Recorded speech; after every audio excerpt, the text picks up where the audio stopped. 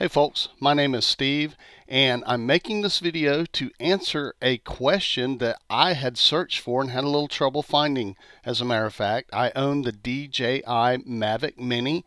I want to sell it.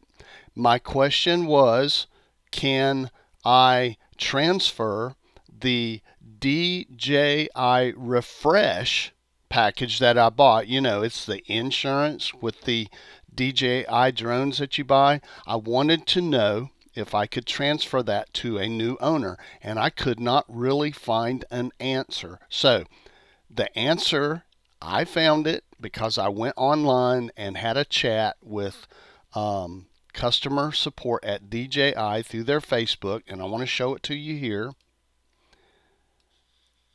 There is a screenshot, and what I want you to look at, it says the DJI Care Refresh is in sync on the aircraft serial number.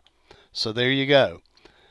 When you sell a drone, a DJI drone, and you have purchased the Refresh Care package, it follows the serial number of the drone. Okay? It doesn't go from person to person.